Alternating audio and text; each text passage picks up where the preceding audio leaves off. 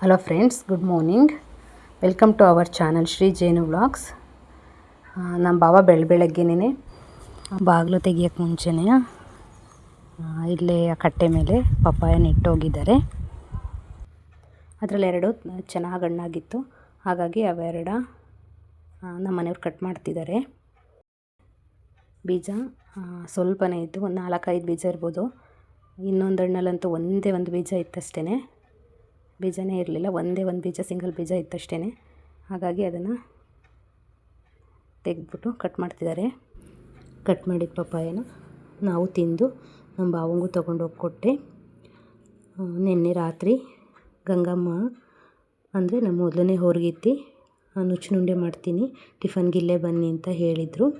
ಹಾಗಾಗಿ ನಾನು ಟಿಫನ್ಗೆ ಅಲ್ಲೇ ಹೋಗ್ತಾಯಿದ್ದೀವಿ. ಇವತ್ತು ಏನಾದರೂ ಹೆಚ್ಚೋದಿರುತ್ತೆ ಅಂತ ಹೋಗ್ತಾಯಿದ್ದೀನಿ. ನಾನು ಹೋಗೋಷ್ಟೊತ್ತಿಗೆ ಅವರಾಗಲೇ ಎಲ್ಲ ರುಬ್ಕೊಳಕ್ಕೆ ರೆಡಿ ಮಾಡಿದರು. ಯಾಕಂದರೆ ಇಲ್ಲಿ ಹಳ್ಳಿ ಅಲ್ವಾ, ಕರೆಂಟ್ ಹೋದರೆ ಇನ್ನು ಮತ್ತೆ ಬರಲ್ಲ ಅಂತನ ಏನೇನು ರುಬ್ಬೋ ಕೆಲಸ ಇದೆ ಅದನ್ನೆಲ್ಲವ ಮುಗಿಸ್ಕೊಂಬಿಡೋಣ ಅಂತ ರುಬ್ಕೊತಾಯಿದ್ರು. ತೊಗರಿಬೇಳೆ ನುಚ್ಚನ್ನ ಅಲ್ಲೇ ಆಲ್ರೆಡಿ ನೆನೆಸ್ಬಿಟ್ಟು ಅದನ್ನು ಜಾಲಿಸಿ ಎಲ್ಲ ಕ್ಲೀನ್ ಮಾಡಿಕೊಂಡು ಆಲ್ರೆಡಿ ರುಬ್ಬಿ ಇಟ್ಬಿಟ್ಟಿದ್ರು. ಆಮೇಲೆ ಕಾಯಿನ ಸಹ ರುಬ್ಬಿಟ್ಟಿದ್ರು. ಈ ಥರ ತರಿ ರುಬ್ಕೋಬೇಕು ಅಂತ ಹೇಳಿದ್ರು. ಲಾಸ್ಟು ಇನ್ನಿಷ್ಟೇ ಬೇಳೆ ಇದ್ದಿದ್ದು, ಇನ್ನು ಆಲ್ರೆಡಿ ಎಲ್ಲ ರುಬ್ಬಿಟ್ಟಿದ್ರು. ಶುಂಠಿ ಬೆಳ್ಳುಳ್ಳಿನೂ ಪೇಸ್ಟ್ ಮಾಡಿ ಹಾಕಿದ್ರು. ತುರೆಮಣೇಲಿ ಹೆಚ್ಚೋದಕ್ಕೆ ಎಲ್ಲ ರೆಡಿ ಮಾಡಿಟ್ಟಿದ್ದಾರೆ. ನಂದು ಸಹ ಹೆಚ್ಚಿದ್ದಾಯಿತು. ಅದಕ್ಕಿವಾಗ ಏನೇನು ಇಂಗ್ರೀಡಿಯೆಂಟ್ಸ್ ಬೇಕು ಅದನ್ನು ಹಾಕ್ತಾಯಿದ್ದಾರೆ. ಜೀರಿಗೆ ಹಾಕಿದ್ದಾರೆ, ರುಚಿಗೆ ತಕ್ಕಷ್ಟು ಉಪ್ಪು ಹಾಕ್ತಾಯಿದ್ದಾರೆ. ನಮಗೆ ಎಷ್ಟು ಬೇಕೋ ಖಾರ ಅಷ್ಟು ಖಾರದ ಪುಡಿ ಹಾಕಿದ್ದಾರೆ. ಇದು ಅಕ್ಕಿ ಹುರಿದ್ಬಿಟ್ಟು ಮಿಕ್ಸಿ ಮಾಡಿರೋದು, ಇದು ರವೆ ಥರ ಮಿಕ್ಸಿ ಮಾಡಿಟ್ಟಿದ್ದಾರೆ, ಅದನ್ನು ಸಹ ಹಾಕ್ತಾಯಿದ್ದಾರೆ. ರವೆ ಥರ ತರಿಯಾಗಿ ಚೆನ್ನಾಗಿರುತ್ತೆ ಅಂತ ಅದನ್ನು ಸಹ ಹಾಕಿದ್ರು. ನೆಕ್ಸ್ಟು ಇವಾಗ ರುಬ್ಬಿಟ್ಟಿದ್ವಲ್ಲ ನಾವು ತೊಗರಿಬೇಳೆ ನುಚ್ಚು ಮತ್ತು ಕಾಯಿ, ಶುಂಠಿ ಬೆಳ್ಳುಳ್ಳಿ ಪೇಸ್ಟು, ಅದನ್ನು ಸಹ ಹಾಕ್ತಿದ್ದಾರೆ. ನಾನು ಕರಿಬೇವು ಒಂದು ಹೆಚ್ಚಿರಲಿಲ್ಲ, ಹಾಗಾಗಿ ನಾನೇ ಹೆಚ್ಚಿಬಿಟ್ಟು ಹಾಕ್ತೀನಿ ಬಿಡು ಅಂತ ಅವರೇ ಹೆಚ್ಚಿಬಿಟ್ಟು ಹಾಕ್ತಿದ್ದಾರೆ. ಇದಕ್ಕೆ ಸಬ್ಬಸಿಗೆ ಸೊಪ್ಪು ಸಹ ಹಾಕ್ಬೋದು, ತುಂಬಾ ಚೆನ್ನಾಗಿರುತ್ತೆ. ಇದು ಆರೋಗ್ಯಕ್ಕೂ ಸಹ ಒಳ್ಳೆಯದು. ಒಂದು ಡ್ರಾಪ್ ಎಣ್ಣೆನೂ ಹಾಕಿರಲ್ಲ, ಯಾವುದಕ್ಕೂ ಎಣ್ಣೆ ಯೂಸ್ ಮಾಡ್ದಂಗೆ ಮಾಡಿರೋದು. ಎಣ್ಣೆ ಇಲ್ದಿರೋ ತಿಂಡಿನೂ ಸಹ ಆಗುತ್ತೆ. ನೀಟಾಗಿ ಮಿಕ್ಸ್ ಮಾಡ್ಕೊತಾ ಇದ್ದಾರೆ. ಬೇಕಾದರೆ ಸ್ವಲ್ಪ ನೀರು ಹಾಕ್ಬೋದಂತೆ.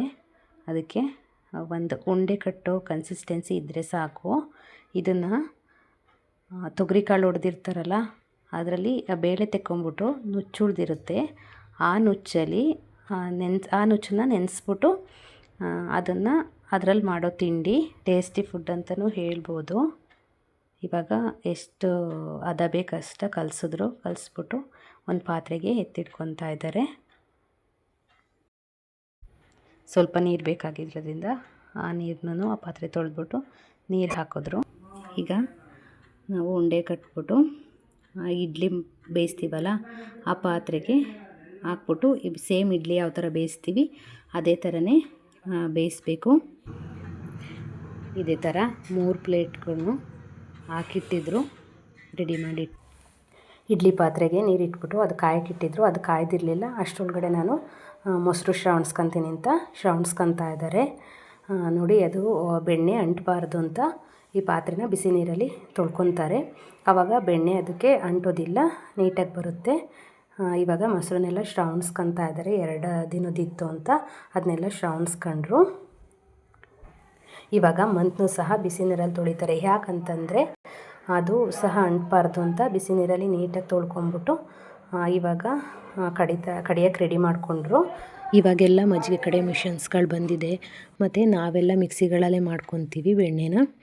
ಆದರೆ ಈ ಬೆಣ್ಣೆಗೂ ಈ ಮಂತಲ್ಲಿ ಕಡ್ದಿರೋ ಬೆಣ್ಣೆಗೂ ಮತ್ತು ನಾವು ಕಡಿಯೋ ಬೆಣ್ಣೆಗೂ ವ್ಯತ್ಯಾಸ ಇದೆ. ಇದರಲ್ಲಿ ಜೆಂಡು ಅಂತ ಬರುತ್ತೆ ಸೋಸಿದ್ರೆ, ಆದರೆ ನಮ್ಮದ್ರಲ್ಲಿ ಜೆಂಡು ಅಂತ ಬರಲ್ಲ, ಎಲ್ಲ ಫುಲ್ ಒಟ್ಟಿಗೆ ಬಂದಿರುತ್ತೆ ಬೆಣ್ಣೆ.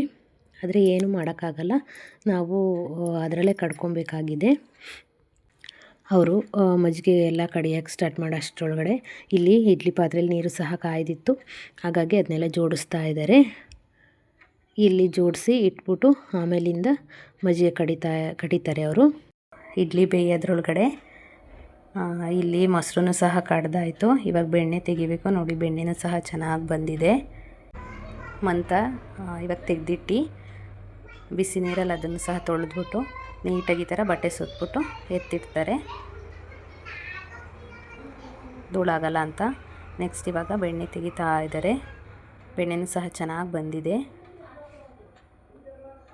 ಅದನ್ನು ಒಂದು ಕಡೆ ಮಾಡಿಕೊಂಡು ತೆಗಿತಾ ಇದ್ದಾರೆ. ಇದು ನಾಟಿ ಹಸಿಂದು ಬೆಣ್ಣೆ, ವೈಟ್ಗೆ ಇದೆ ನೋಡಿ. ಸಿಂಧಿ ಹಸುಗಳದಾದರೆ ಸ್ವಲ್ಪ ಕಲರು ಯೆಲ್ಲೋ ಕಲರ್ ಇರುತ್ತೆ. ಇದು ಪ್ಯೂರ್ ವೈಟಾಗೇ ಇದೆ, ತುಂಬ ಚೆನ್ನಾಗಿದೆ. ಈ ಥರ ನಾಟಿ ಬೆಣ್ಣೆ ಸಿಗೋದು ತುಂಬಾ ಅಪರೂಪ ಆಗಿದೆ. ಯಾಕಂದರೆ ಇನ್ಕಮ್ ಪರ್ಪಸ್ಗೋಸ್ಕರ ಎಲ್ಲ ಸಿಂಧಿ ಹಸುಗಳನ್ನ ಸಾಕ್ತಾರೆ. ಹಾಗಾಗಿ ನಾಟಿ ಹಸುವಿನ ಬೆಣ್ಣೆ ಸಿಗೋದೇ ತುಂಬ ರೇರ್ ಆಗಿದೆ. ಮಜ್ಜಿಗೆ ಕಡಿಯೋದ್ರೊಳಗಡೆ ಇಲ್ಲಿ ಇಡ್ಲಿ ಸಹ ಚೆನ್ನಾಗಿ ಬೆಂದಿತ್ತು. ಹಾಗಾಗಿ ಅದನ್ನು ಸ್ವಲ್ಪ ತಣ್ಣಗಾಗಲಿ ಅಂತ ಬೇಸಿನೊಳಗಡೆ ಹಾಕಿಟ್ಟಿದ್ರು.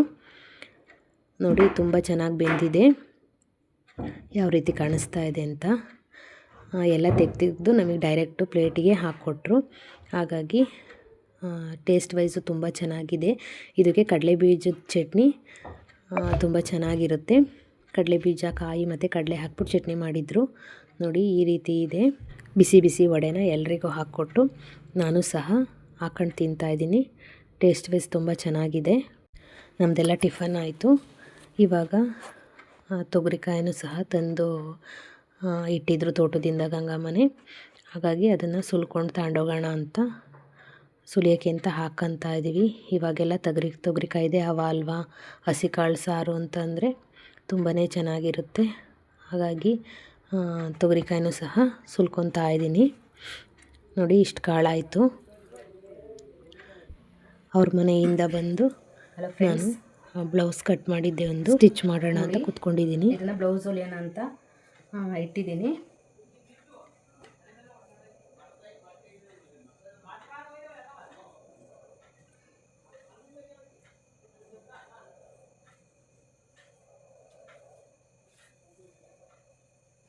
ಇದನ್ನ ಫ್ರಂಟ್ ರೆಡಿ ಮಾಡಿ ಇಟ್ಟಿದ್ದೀನಿ.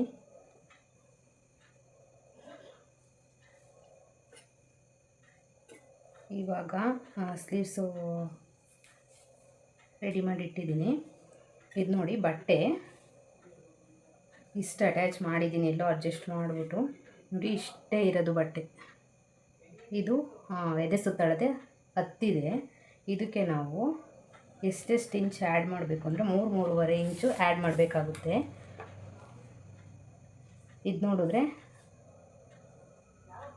7 ಇದೆ, 14. ಇನ್ನೂ 3 ಇಂಚ್ ಆ್ಯಡ್ ಮಾಡಿದ್ರೆ ಇದಕ್ಕಾಗುತ್ತಷ್ಟೇ.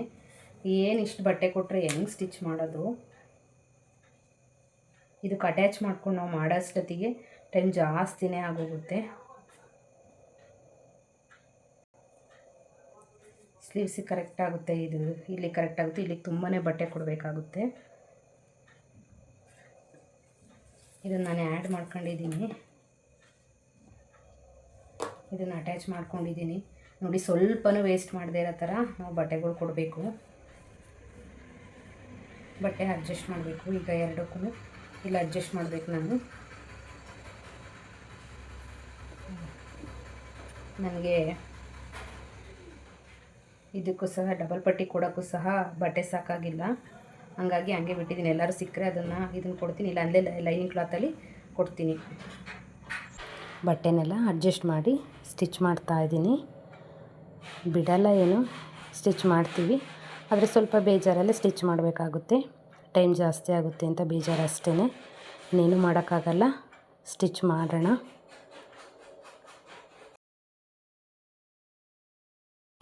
ನೋಡಿ ನನ್ನ ಬ್ಲೌಸ್ ಸಹ ಸ್ಟಿಚ್ ಮಾಡಿದ್ದಾಯಿತು. ಇವತ್ತಿನ ವಿಡಿಯೋ ಇಷ್ಟ ಆಗಿದ್ದರೆ ಲೈಕ್ ಮಾಡಿ, ಶೇರ್ ಮಾಡಿ, ಸಬ್ಸ್ಕ್ರೈಬ್ ಮಾಡಿ ಫ್ರೆಂಡ್ಸ್. Thank you.